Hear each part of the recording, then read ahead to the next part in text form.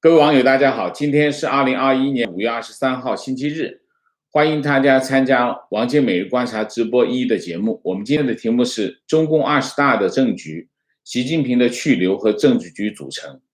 那我们今天这个节目是在 YouTube 平台和这个 Clubhouse 平台两个平台同时的直播啊。那么欢迎YouTube 上面的网友和Clubhouse 里面的网友。那我今天这是一个非常重要的议题，就是关于中共20大。中共20大，中共20大距离现在还有1年多的时间。那但是毫无疑问，这个过去10年和未来是5年，中共20大都是最重要的政治事件啊。它会决定2件事情，第一件事，中共的领导人；第二件事情，中共的权力构成啊。那么，所以我们今天讨论的这个议题，基本上是会影响，至少会影响中国未来5年的发展，所以这是个非常重要的议题。那么中共20大基本上是具体的来讲，就是有两个重大的决定啊。第一个重大决定，谁是总书记啊？具体而言，就是习近平是不是留任，这是第一个。第二个，中央政治局，哪些人会留下来，哪些人会离开？那么未来的中央政治局的构成是什么？中央政治局是中共领导核心啊，不是中央委员会。中央委员会基本上是执行机构及执行层面的构成，中央政治局是决策层面的构成。政治局常委会是最高领导人，我们叫中央政治局已经是国级啊，国家领导人就是党和国家领导人这个级别的啊。那现在的情况是什么呢？现在情况就是外界有很多的猜测啊，各种分析。我先讲一个最普通的分析啊，就是说，美国战略与国际问题研究中心啊，大家知道这个中心基本上是共和党的智库啊。那么他有个研究员叫 Jude Blanchett 和澳洲的一个澳大利亚洛伊国际政策研究所啊，他是 Richard McJogger 啊，他们合写了一个报告，这个报告的名字叫后习近平时代中国领导人接班的几种可能性啊。我觉得这篇文章还写得不错，我把几个可能性跟大家讲一下啊。这个分析是有一定的代表性。第一个，2022年中共党代会上按惯例有秩序的交接，就是习近平就退下来，核心的问题就是习近平退下来。那么习近平退下来就符合中共制定的一个基本上的规则，就是总书记2届，然后这个68岁退休啊，基本上是一个这样的，这是符合中共的规则啊，这是第一个。第二个，习近平再干1届，或者是再干2届啊，这是第二个可能性。那么第三个可能性就是中共党内向习近平发起挑战，甚至发动政变啊。那么有一些迹象表明啊，这个中共党内是有人对他不满意啊。2016年，习近平在一个内部讲话上都谈到了有一些破坏和分裂党的阴谋活动啊等等啊，这是第三个。第四个，习近平意外死亡或者丧失能力。这报告认为，如果发生这种情况，会造成政治权力真空，引发政治局的内斗甚至认为习近平丧失权力比他死亡更危险啊。这是一个分析啊，就是有4个可能性。那么另外有一个更夸张的，就是英国前驻华外交官叫这个盖斯德他写了本书叫《中国政变走向自由的大跃进》啊。他根据这个他自己的观察，虚构了一个故事。这个故事讲的是什么呢？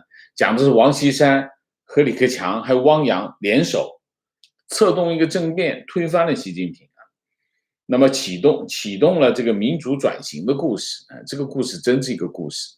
这本书的出来之后呢，让我们大家都明白一个道理啊，就是在出版自由的世界，应该尽量的写书，因为这种书都能出啊。哥伦比亚大学的政治学教授黎安友啊，这是研究中国问题的啊。他认为100%不可能，为什么？因为政治局里面都是习近平的盟友啊，老朋友、老同学，上海、福建、浙江都是他的人啊。然后习近平会监控每个人的行动啊，他们之间形成这种同伙行动的可能性是零，这是黎安友的看法。那么孔杰荣啊，孔杰荣大家知道是一个很有知名度的一个中国问题的专家啊。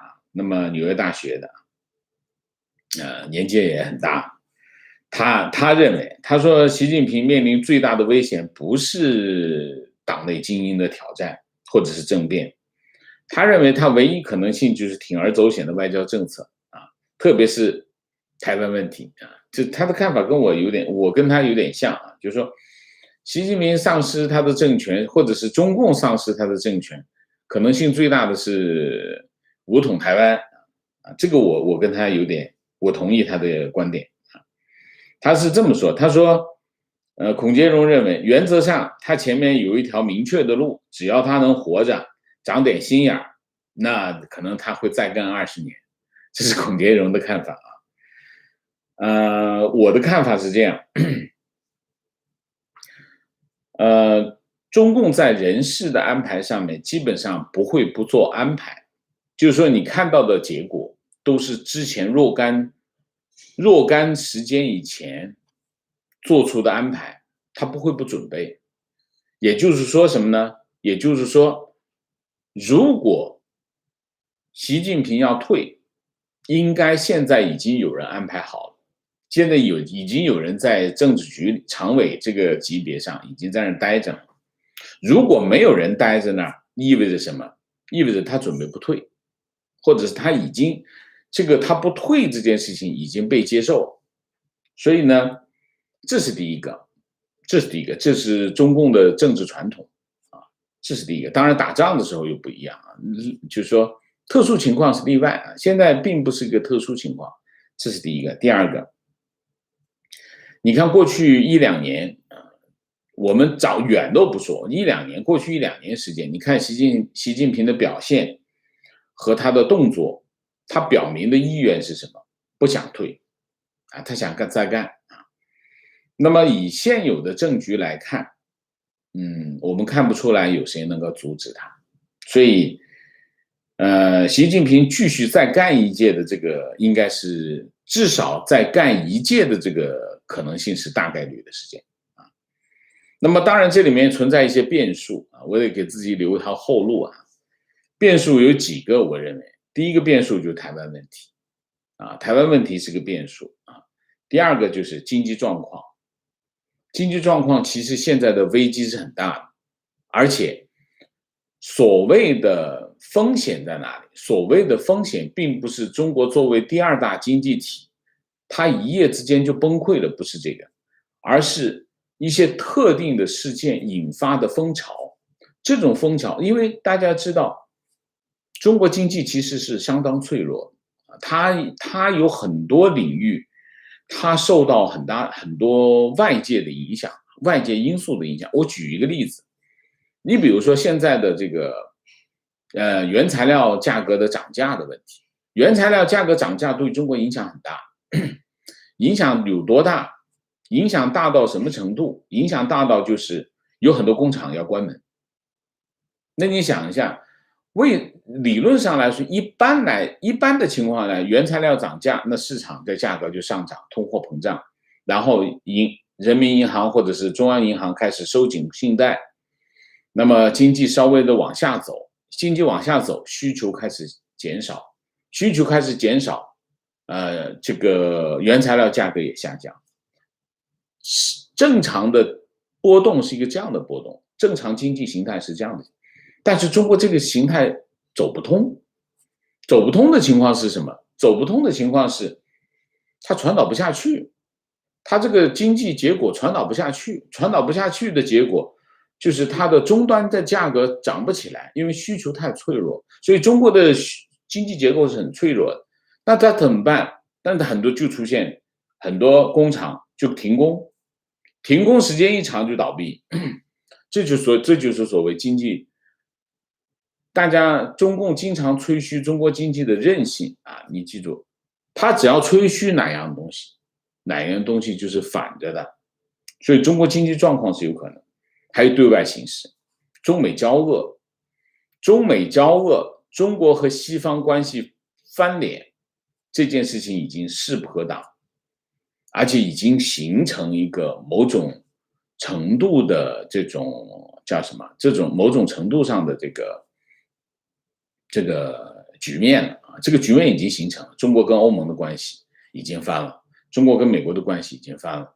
然后最近的这个日本、韩国啊，他们的元首访美，那么整个东亚局势基本上大势已定啊。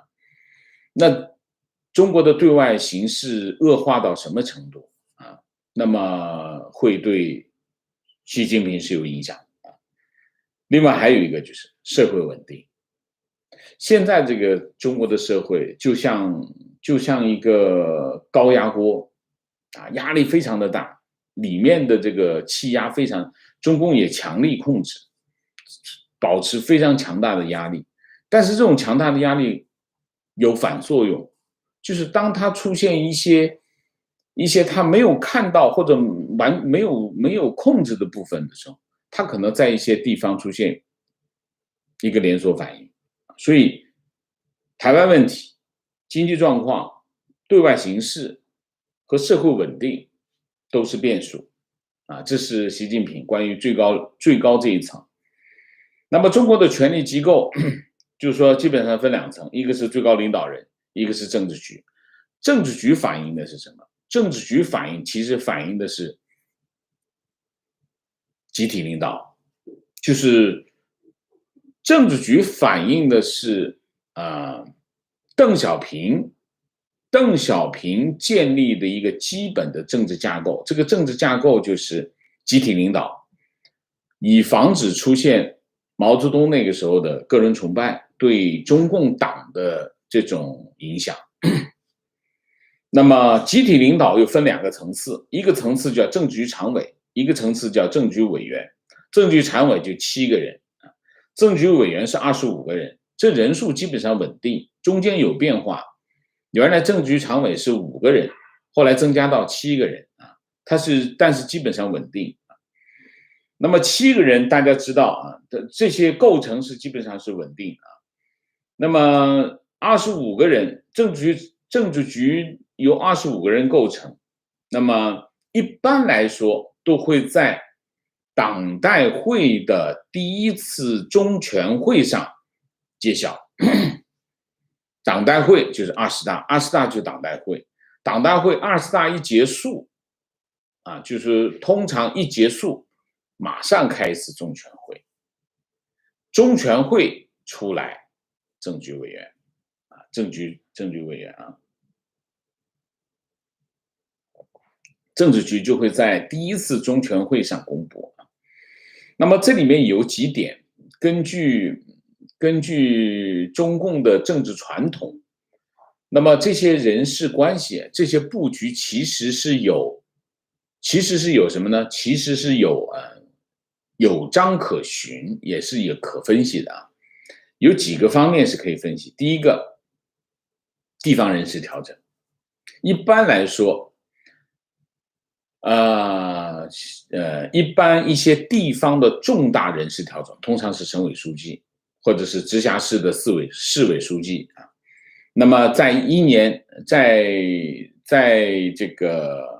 1年之内发生的这种人事调整，它都有启示作用。你比如说，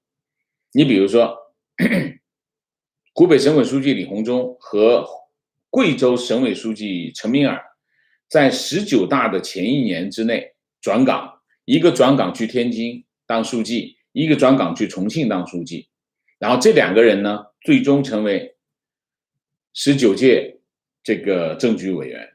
所以你可以看啊，这个省委书记这一层，在1年之内，比如说在20大之内，比如说在今年之内出现的省委书记或者市委书记的调整，市委书记讲的是直辖市啊，那他有可能就成为政治局委员啊，这是一个可能性啊，就是4大直辖市，包括广东省啊，这是有可能，这是第一个。第二个，政治局进入政治局就是国级了啊，就是你可以说是副国级了啊。那么这些人也基本上遵循2个规则，第一个规则是7上8下啊，7上8下就是新进政治局的人一般不超过67岁，7上8下啊，67啊，7就上，超过67不上了啊，8下是什么？就是超过68就不连任了，就下了啊，就基本上是遵守这个规则，这第一个。第二个，第一个规则就7上8下，第二个规则，同一职务不超过2届啊，不超过2届。那么你通过这2个规则，你基本上可以看到政治局成员现有的去还是留的确定性啊。那么这里面还有一个，政治局的人员组成也相对固定稳定，就是说它分布在党政军各个系统也基本上是稳定，不会偏离太多啊。那么第一层政局常委，政局常委通常什么呢？中共中央总书记、国务院总理、人大委员长、政协主席，负责意识形态的党建的常委，然后是中纪委书记，加上1名常务副总理，基本上这个构成政治局常委这个层面基本上是不变。所以你看这个政治局进去的人，你就大概的就知道他在这个职务上的安排是什么啊，这是第一个层面。第二个层面，政治局委员，政治局委员呢，通常也构成也基本上稳定啊，中宣部、中组部、中央政法委一把手啊，中宣部长啊，政治局委员一定是的啊，中组部长一定是政治局委员，然后政法委书记一定是政治局委员啊，然后国务院有个常委、副总理，国务院有一个副总理是常委，那么剩下3个副总理都是政治局委员，这是一定的啊。其中有一个副总理通常是女性啊，确保什么呢？确保政治局委员里面的女性代表啊，这是所以你可以看这个人员构成是基本上稳定。然后排名第一的人大副委员长和政协副主席啊，政协副主席有的时候是，有的时候不是啊。那么政协副主席这是第一个，还有第二个，2名军委副主席啊，2名军委副主席一般都是政局委员。那么还有一些微调啊，有些特殊情况，你比如说国家副主席。国家副主席不是政治局委员的当然人选，你比如说王岐山就不是啊。那么原来的那个曾庆红就是，所以这里面是有一些不确定啊，就有个别啊。那么这个传统规则会不会打破？当然有可能啊。其实有一些东西是已经在改变啊。第一个，2018年这个人大修宪取消国家主席的连任2届的限制，那么一取消意味着什么？意味着习近平继续留任，这个可能性是基本上是确定的了啊。这件事情一做，说明什么？说明他是想连任啊。这是第一个。第二个，今年的这个人大会议做了一个全国人大组织法修订啊，修订什么呢？就是全国人大常委会在每个偶月数开的会议上可以调整国家领导人任命。这国家领导人任命包括什么呢？副总理、国务委员、中央军委副主席、中央军委委员，可以作为这个调整。这是个非常大的权利啊，就给人大常委会这么大权利。那么，所以从这个情况来看，第一个，习近平连任，是大概率事件，剩下的是谁？剩下就是李克强啊。李克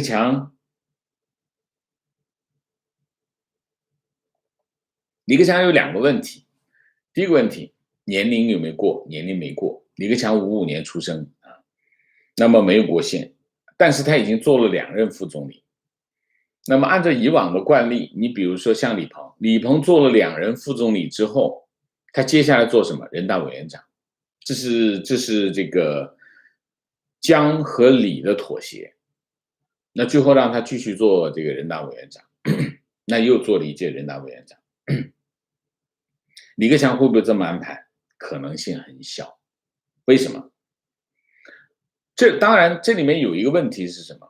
我讲可能性很小，取决于什么？李克强继续留在政局常委里面去，意味着什么？意味着他反映了他是一个风向标。这个风向标意味着习近平对政局的控盘能力。如果他控盘能力很强，那会让李克强退出去。如果他控盘能力没那么强，那李克强有可能继续连任，甚至有可能去转岗，接谁呢？接这个政局里面现在年龄最大的就是栗战书。栗战书是50年出生，那已经超龄了。还有一个是谁？还有一个是韩正，韩正也超龄，刚刚过。所以可以明确的2个人一定会退出，一个是谁？一个是栗战书，一个是韩正啊。这2个人一定会退出啊。韩正是常务副总理，就是政治局委员里面排名第1的副总理啊。那这2个一定是要退的了啊，这个没有什么话讲。那现在的问题是李克强退不退啊？李克强不退的话，意味着什么？李克强不退，那就应该是去接人大委员长。那意味着什么？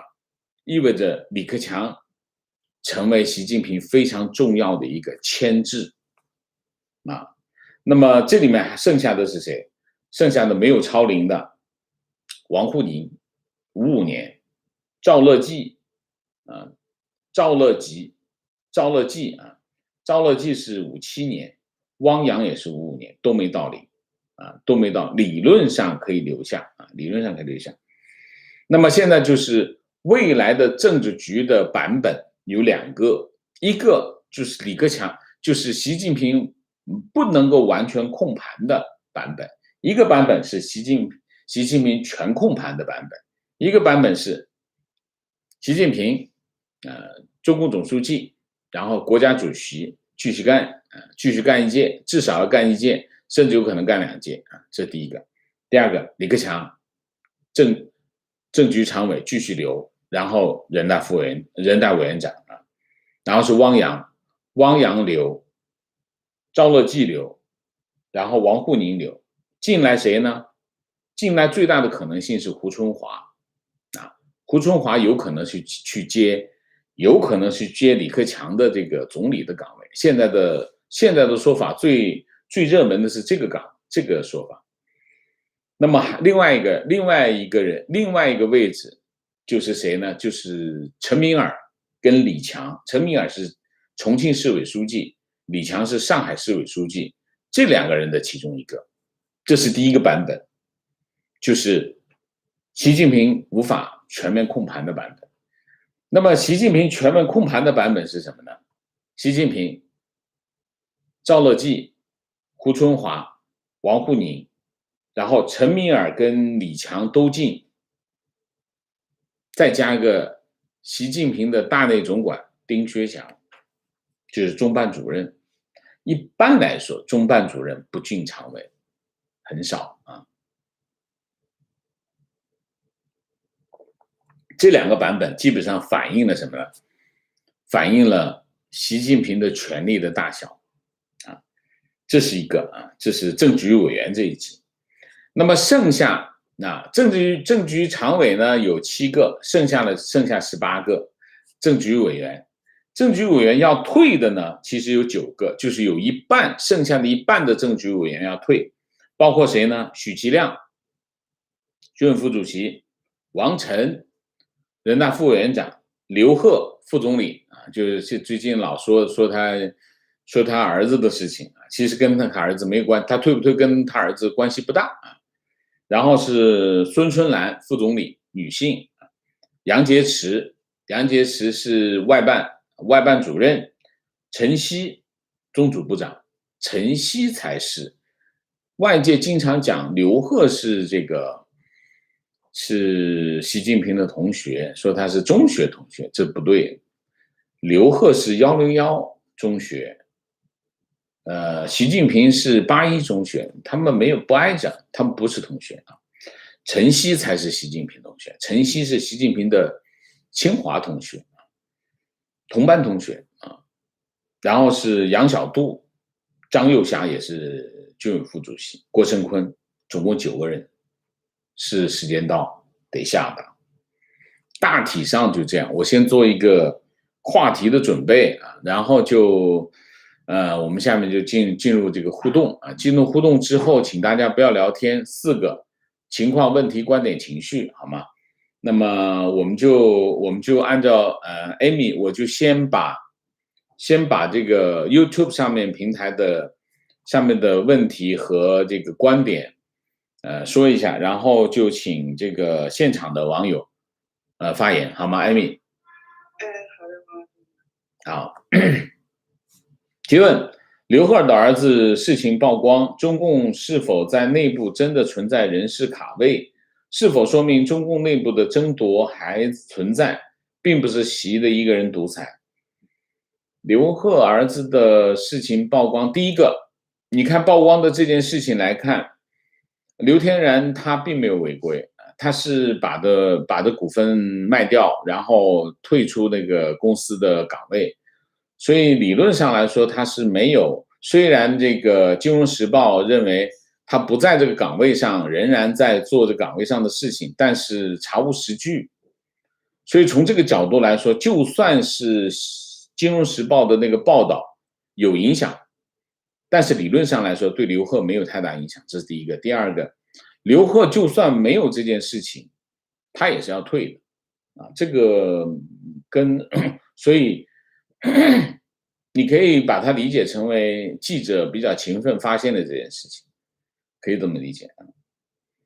中共党内的争夺是存在，中共党内无日无之不在权争，这是中共的特征。当然，我认为只要有党的存在，权争是必然发生的事情啊。观点：习不可能退，理由有3：一，没有树立接班人，近期的人事布局都显示习不会退。2， 2018年以来，习一直在以扫黑、除恶敲打地方官员，扫除不是自己队伍里的人，打击省部级、厅级干部，是为了确保10年、20年后，10后、20后还是忠诚于习的人上台。3，中共一直以来就是只能一条路走到黑。习不能退，他也不敢退。习上台后打击贪腐，得罪了很多人，他要是退了，结局会被清算。OK， 提问：请问王先生，当内部外部环境恶化，习连任是否是基于你搞的烂摊子，你自己擦屁股的逻辑，还是革命事业面临挑战，伟大领袖继续带领我们斗争到底的逻辑？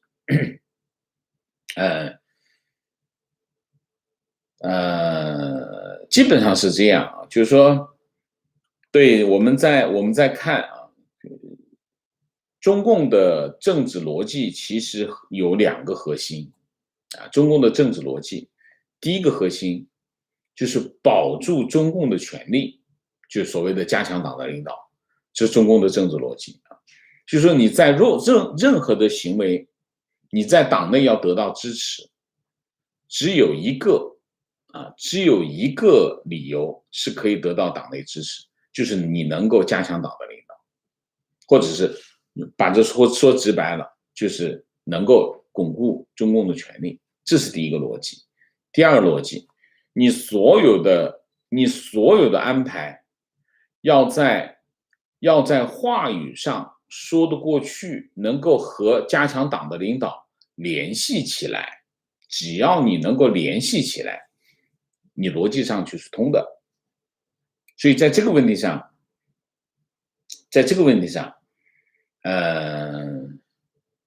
我们讲这个，他们并不是一个我们怎么说呢？小孩子吵架的逻辑啊，是他们基本上是符合这个逻辑，他就能够讲得通啊。所以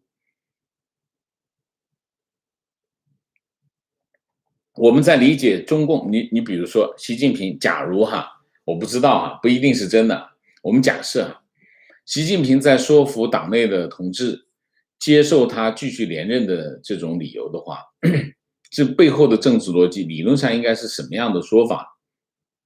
第一个说法就是有些任务没完成那么我们现在面临的挑战我们需要稳定的领导班子用这种说法可能会比你说的这种说法会更有说服力所以我觉得大概率的情况是这种说法观点：最高领导人的利益、党的利益、政府的利益、人民的利益，四者相互缠绕，造就了邓小平改革开放以后的局面。现在发展到今天，似乎这四者之间的利益关系变成了对立，相互侵蚀，不再相互缠绕，变数和乱想的概率将激增。观点：现在的情况就像一个气球，气球的内部是底层民众的巨大的戾气，中共的强力高压维稳就是气球的外皮，谁也不知道这层外皮最终能承受多大的戾气压力。气球外部出现一个针尖，戳破气球，绝对不可能是慢慢的撒气，而是剧烈的爆炸。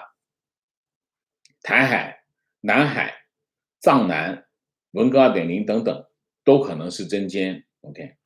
我再念一个就给 Amy 好吗？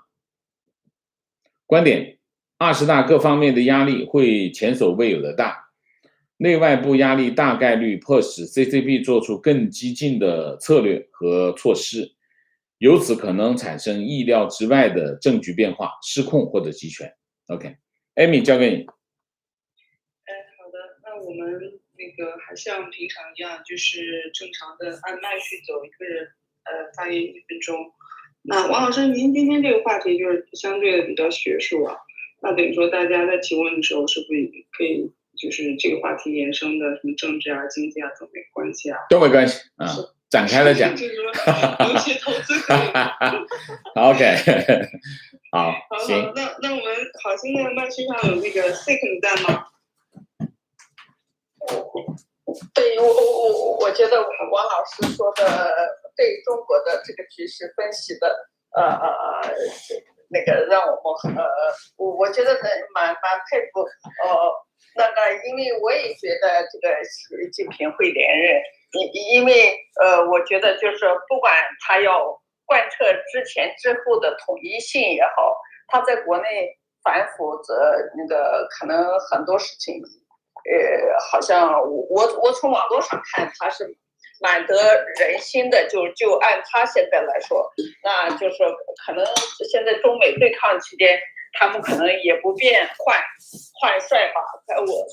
所以我是蛮同意这个王老师对这个方面的分析，非常感谢。就是我另外想问一下，这个王老师这次。你觉得这个以色列跟巴以之间，你觉得哪边更对，哪边更错？我们这有点远我们最后一个，我们今天最好不偏离我们今天的主题但是我还是说一下，巴勒斯坦的问题跟以色列的问题，我上次在我的节目当中我讲过就是说这有点像什么这有点像以前有句老话。叫这个清官难断家务事，清官难断家务事的原因是什么？因为家庭是每天都在发生的事情，它事情头尾相连，就是说你找不清楚哪个是头，哪个是尾。就是你太太跟你讲，太太投诉老公说这个他昨天对我态度不好，那么老公说因为你做错了一件事情，太太说我做错那件事情因为你没有交代等等，你可以一直往前追啊，追到很久很久以前去。那么所以清官难断家务事，就是你很难在事件上判断谁对谁错，因为因果可以不断的循环到很久很久以前去。其实在以巴关系上面也是这样，他们真正的问题并不是说发生了某一个独立的事件，由这个事件而引发的另外一个后果。比如说这件事情，你不可以仅仅是说因为哈马斯向以色列发射了火箭炮，然后以色列就反击他。如果你仅仅是把所有前后的事情全部切掉，我们只讨论这中间这一段的话，那当然很容易分清楚是非对错。但是其实巴以之间的问题并不是这么简单的问题，它有非常长的历史。那么你就可以，哈马斯可以把更多的以色列干的事情拿来作为他行为的理由，以色列也可以把哈马斯之前干的若干的事情当做他的行为的理由。所以你要往前追，不断的往前追的话，你可以追到宗教的关系。所以呢，以巴之间的问题并不能够就事件来判别谁对谁错，它是两个族群的关系，而不是事件。要解决的并不是说谁对谁错的问题，而是要解决这两个族群或者这两个国家它能不能相处。提供的解决方案不是说你这件事情做错了，他这件事情做错了，我把这两个事情评判一下，然后你这怎么做，他这么做，不是的，是要解决他们相处的问题。首先要解决他们相处的问题，你才能最终解决问题。所以以巴的问题不能够单纯的或者简单的用对错来衡量，而是要判别这两个国家或者这两个族群他们相处的问题，好吧？所以这个问题我们就不讨论了，行吗？啊，那王老师，我简单说一下我的，你看对不对啊？这个啊，那个你这样，这个是这样，我们是这样的，我会把你的麦，我用1分钟好不好？我先王老师。我不好意思啊，这个因为我们是有规矩的，因为我们说了以这个话题为主，然后刚说完你就来了一个新话题。你这样吧，我们在这个 Clubhouse 结束的时候，可能会有一个5到10分钟的一个自由开麦，到时候你如果还在的话，你到时候可以好吗？不好意思啊。OK。好，下一位牛畅在吗？好，我在。好，我要说一下，首先我觉得也是习近平他应该是不会走了，应该会留了，因为他做了这么多事情啊。因为他如果一旦下去的话，他会很快被清算的，所以他不敢走啊，而且有点像毛泽东啊。第二个问题，我觉得想问一下王老师，你觉得这个陈敏儿然后上位的可能性大不大？因为在2019年，好像新加坡派了一个代表团，然后去重庆，然后说是两国的新的下一届的领导人的这样一个见面，所以说你觉得陈敏儿的可能性大吗？好，谢谢。前一阵子去年年底的吧，去年年底应该陈敏儿的呼声比较高然后今年年初李强的呼声又比较高，最近呢这个胡春华的呼声又比较高，不排除习在他的人事布局当中会有不同的想法，这都有可能。所以这就是独裁政权的一个特征，它有很多的不确定性。他能够做到，所以他有可能这么做，就是他一拍脑袋觉得这个人行，安排这个人。明天一想，哎，这个人也不错，我用这个吧，这都有可能这都有可能。但是无论是胡春华、陈敏儿到李强，这几个人入常的可能性都是非常大的，是他们或者是2个，或者是1个，或者3个都进都有可能。所以我觉得，宫廷政治嘛，就是这样的问题都有可能性，好吗？好，谢谢。好，谢谢。侯在吗？我这里。好，你可以讲。好，那个我的观点也是，就是说，那肯定习近平他肯定是寻求连任啊，这个是毫无疑问的。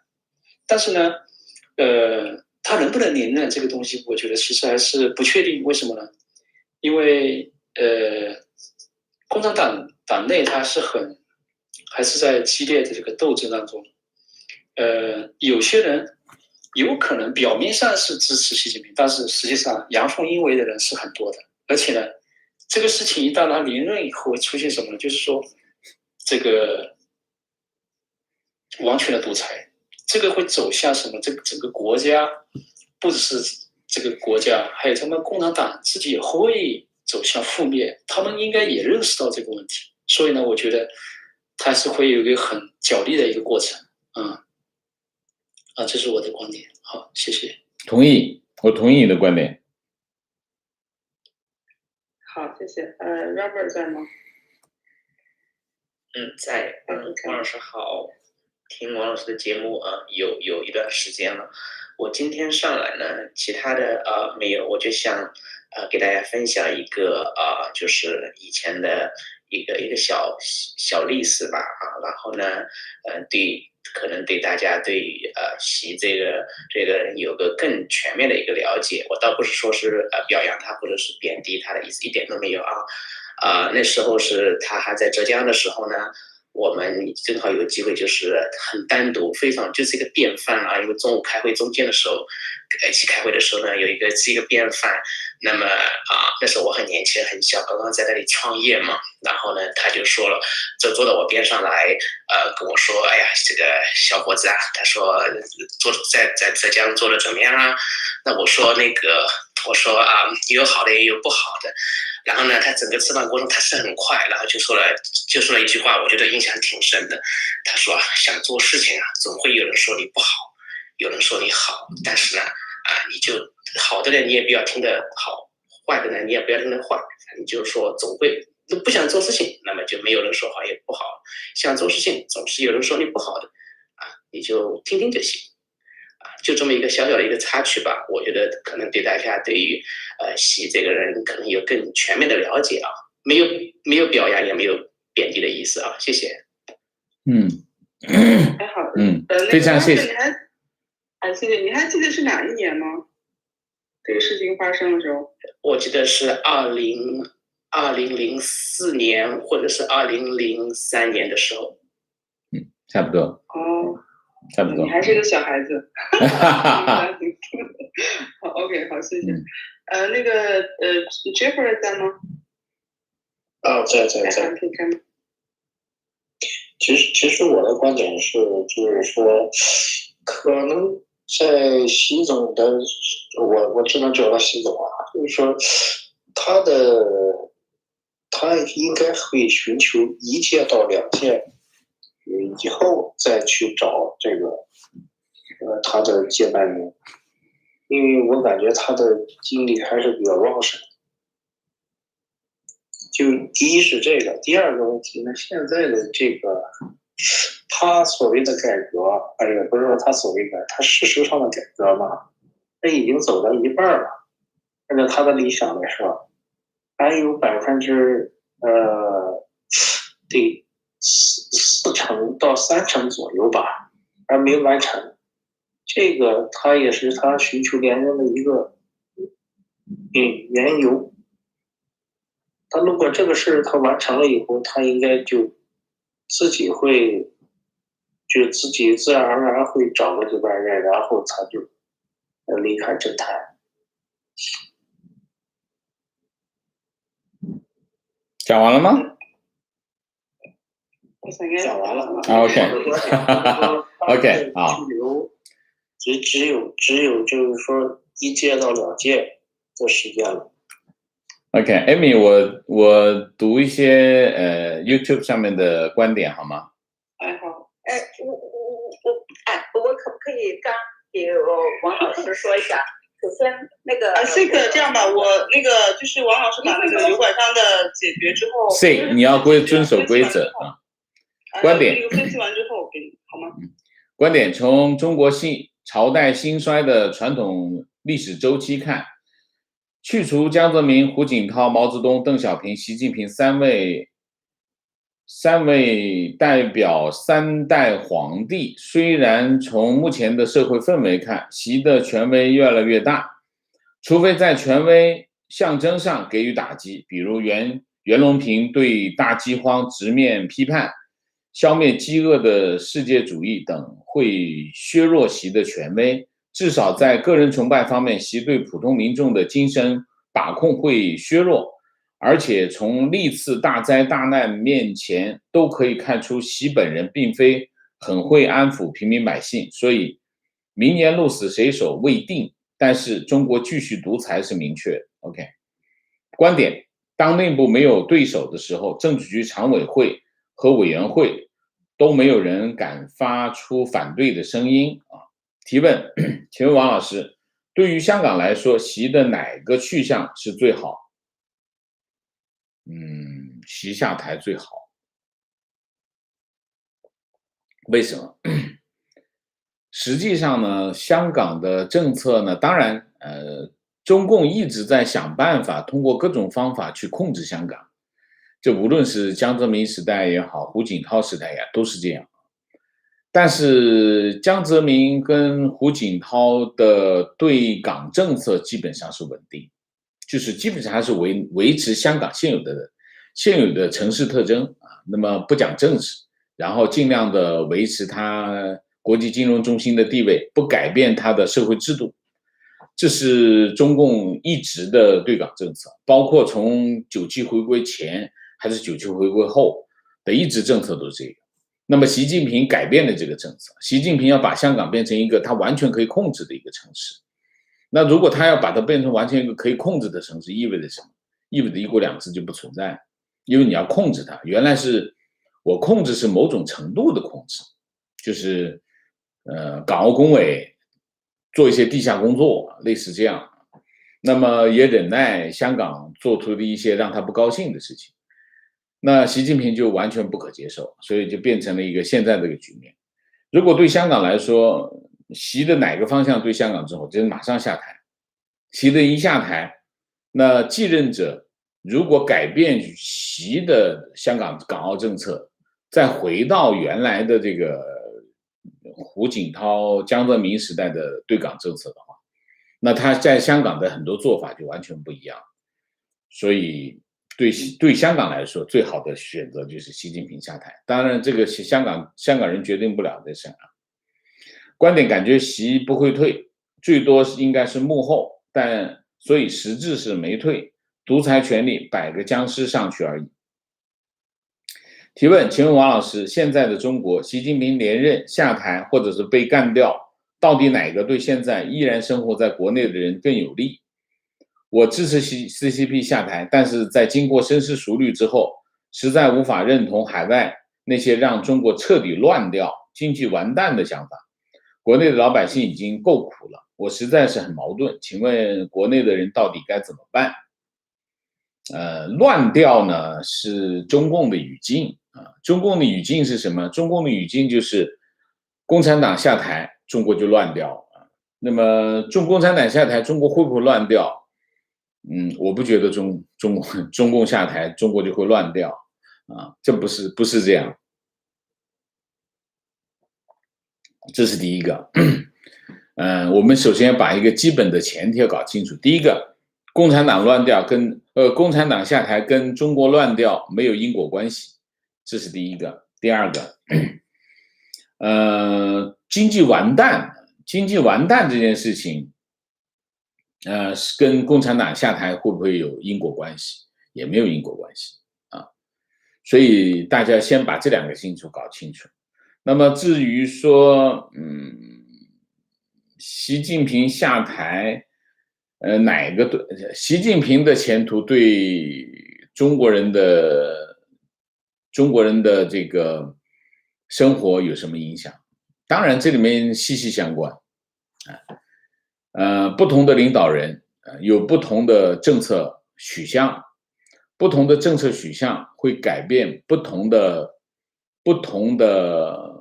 生存状态，所以当然习近平留任、连任，或者习近平离开，对每个中国人都有重大影响。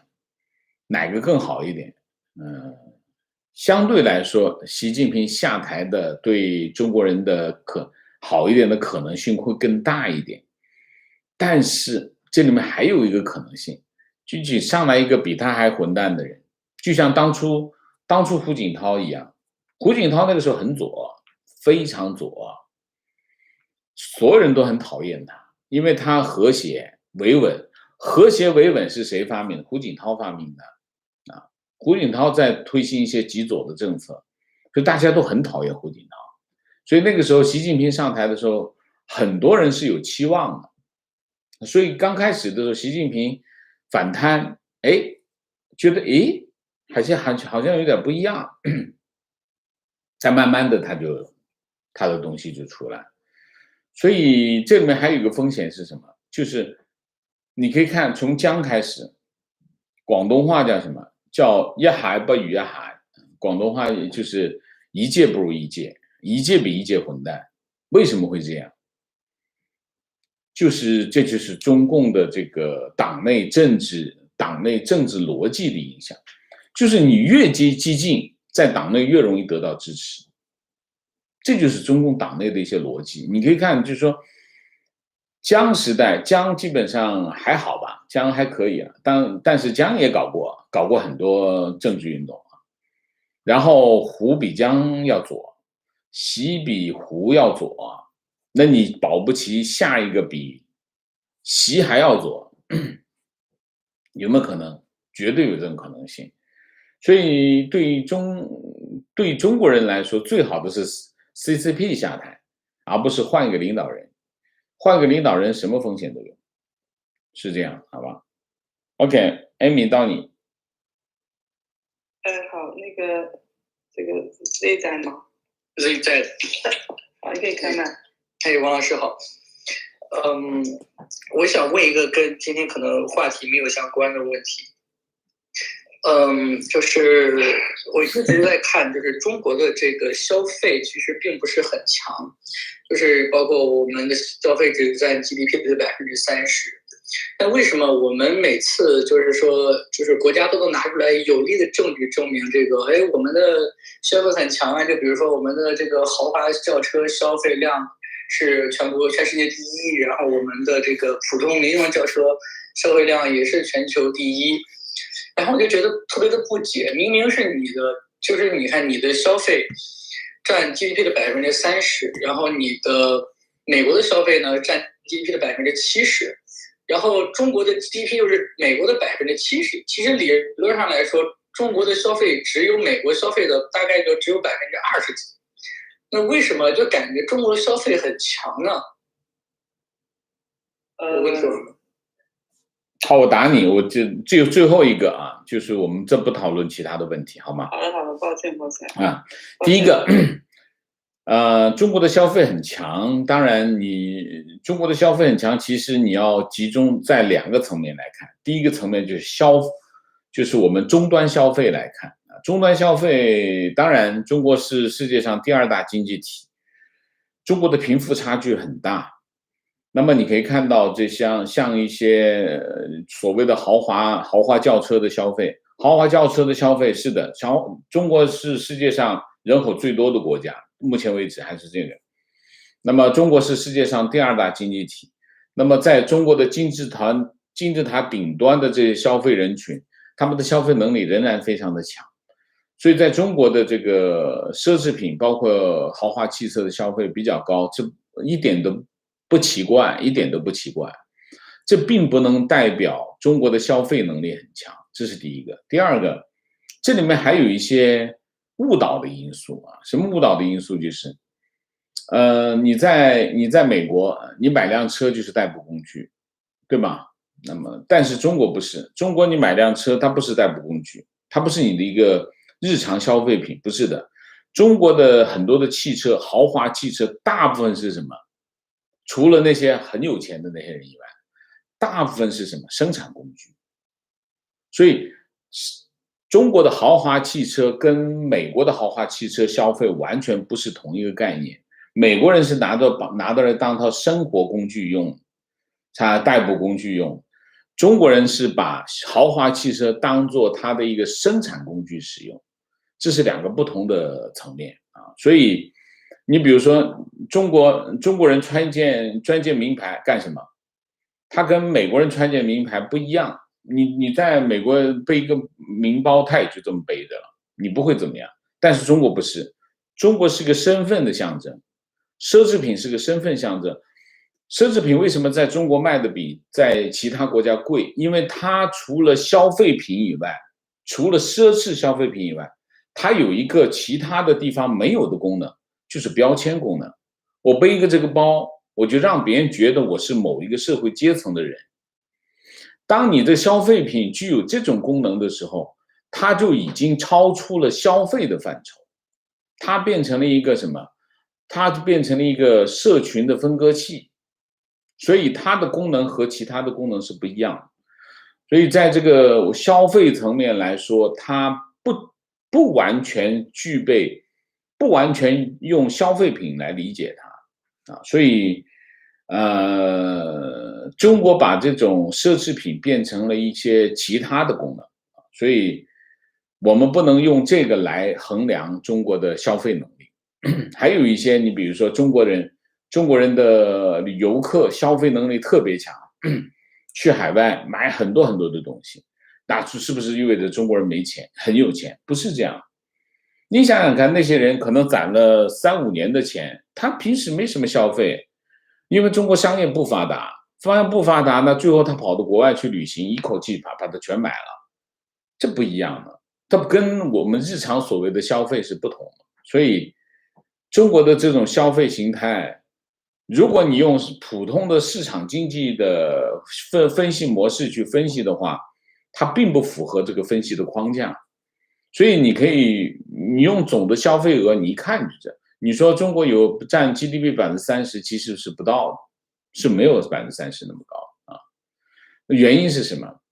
原因是这个结构性的，政府拿走了 GDP 的大部分，剩下老百姓就剩下很少部分，就是这么简单，不复杂，一点都不复杂，好吗？我们就答完这个行吗？好，王老师，王老师，你看那个时间也差不多了，你要不把那个油管问题先走一遍？哦，好的。观点：习近平对失去权力的恐惧，导致他会千方百计、不顾一切地寻求连任，再连任至死。OK。提问：最近常看到有类似，过去大内宣的频道在不断地利用夸张的标题宣传台湾的优点，这让我有点疑虑。他们有什么动机？请问王老师，这跟中国政治角力有关系吗？我没有看到哎，你能够举例子吗？你这样讲我不知道讲的是谁。你认为的大内宣和我认为的大内宣还是大外宣好像不大一样，所以你要告诉我到底是什么，好吗？观点：习至少希望再干2届，党内不能形成有效的阻力，这一点从修宪和简明党史就能看出来，而这一点正是我们感到最绝望的地方。邓小平的改革开放40年，党天下的制度在防止个人独裁和走向集权没有任何刚性制约，非常对，非常正确。